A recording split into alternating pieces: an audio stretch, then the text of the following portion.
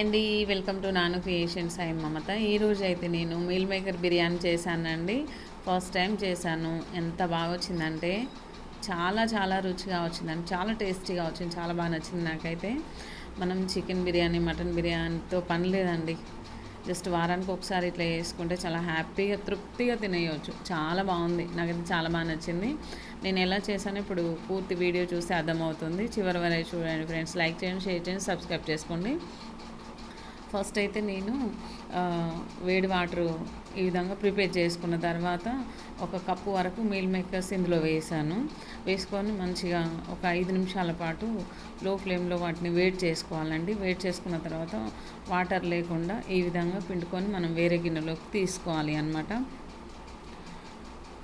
చూసారు కదండి. ఈ విధంగా అన్నీ కూడా వాటర్ రాకుండా మొత్తం కూడా తీసేసుకొని మనం వేరే గిన్నెలోకి తీసుకుందాము. ఫస్ట్ ప్రాసెస్ అయితే ఇట్లనే స్టార్ట్ చేయాలి అండి. కర్రీ చేసుకోవచ్చు, బిర్యానీ చేసుకోవచ్చు, మనము ఫ్రైడ్ రైస్లకి యూజ్ చేసుకోవచ్చు. వీటిని చేసినా కూడా ఈ విధంగా అయితే వేడి నీళ్ళల్లో కడగాలి అనమాట. ఓకే, ఈ విధంగా మొత్తం పక్కకు తీసేసుకున్న తర్వాత బిర్యానీ అయితే స్టార్ట్ చేస్తున్నాను నేను. ఫస్ట్ అయితే ఒక గిన్నె పెట్టేశాను. తర్వాత ఒక 2 స్పూన్ల వరకు అయితే ఆయిల్ వేస్తున్నానండి. ఆయిల్ అనేది మనము రైస్ క్వాంటిటీని బట్టి తీసుకోవాలి.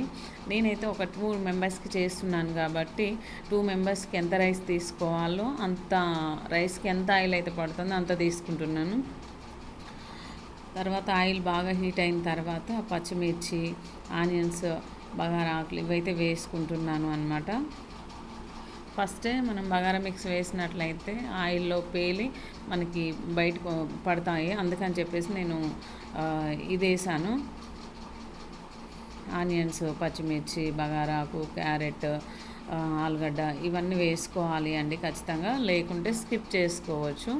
తర్వాత నేను బగారా మిక్స్ వేసుకుంటున్నాను. చెప్పాను కదండి, బగారా మిక్స్ ఫస్ట్ ఆయిల్లో వేస్తే మొత్తం పేలిపోయి బయటపడతాయి. అందుకని చెప్పేసి నేను మిడిల్లో వేస్తున్నాను అనమాట. తర్వాత ఈ సోయా చంక్స్ అని కూడా అంటారు వీటిని, మీల్ మేకర్స్ని. ఇవైతే ఇందులోకి వేసేసుకుందాము. వేసుకొని మంచిగా మంటని లో ఫ్లేమ్కి అడ్జస్ట్ చేసుకొని వేయించుకుందామండి. ఇలా వేయించుకోవాలి. తర్వాత ఫ్రెష్ అల్లం పేస్ట్ ఒక స్పూన్ వరకు ఇందులోకి అయితే యాడ్ చేసుకుందాము.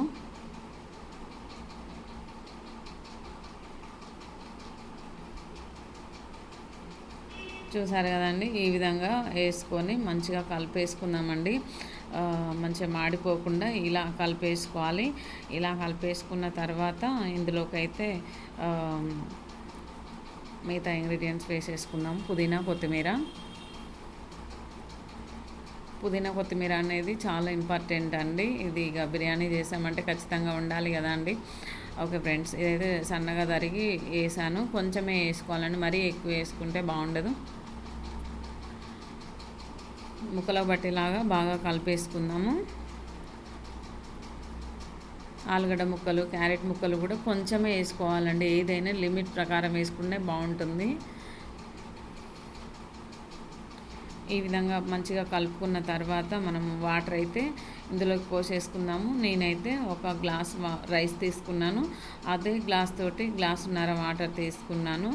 మనం అప్పటికప్పుడు రైస్ నానబెట్టకుండా వండుకున్నట్లయితే 2 గ్లాస్ వాటర్ తీసుకోవాలి ఒక గ్లాస్కి.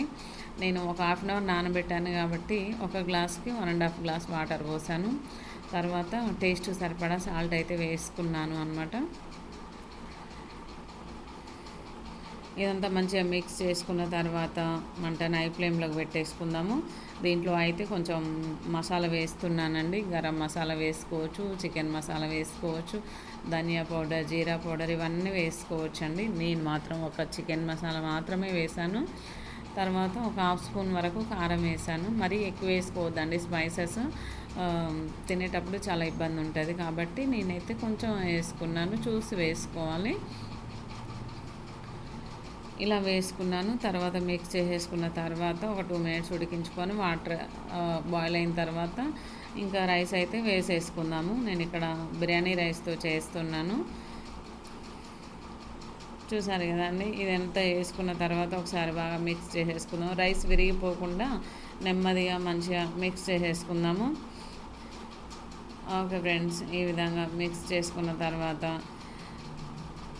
ఒకసారి సాల్ట్ చెక్ చేసుకోవాలండి. మనం ఈ టైంలోనే సాల్ట్ చెక్ చేసుకుంటే మళ్ళీ వేసుకోవడానికి అవకాశం ఉంటుంది తక్కువైతే. ఓకే ఫ్రెండ్స్, పర్ఫెక్ట్గా సరిపోయింది.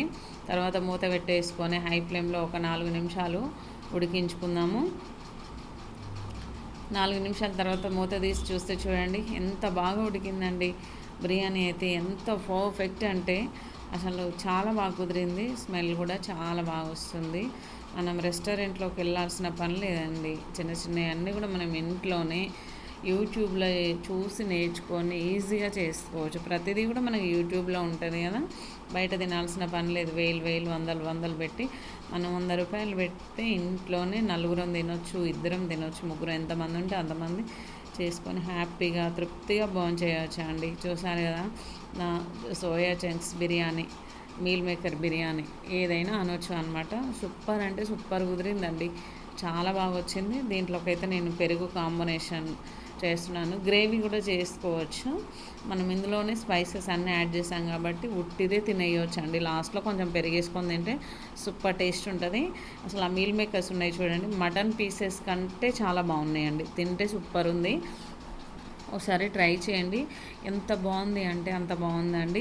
ఓకే ఫ్రెండ్స్, ఈ వీడియో మీకు కూడా నచ్చింది అనుకుంటున్నాను. నచ్చితే లైక్ చేయండి, షేర్ చేయండి. మన ఛానల్ ఎవరైనా ఫస్ట్ టైం చూసినట్లయితే సబ్స్క్రైబ్ చేసుకోండి. ఓకే ఫ్రెండ్స్, ఇంకా ఈ వీడియో చూసిన తర్వాత వెంటనే బిర్యానీ చేసుకొని తినాలి అనిపిస్తుంది. ఓకే అండి, bye. Thank you for watching. Next వీడియోలో మళ్ళీ కలుద్దాం. బాయ్. Thank you.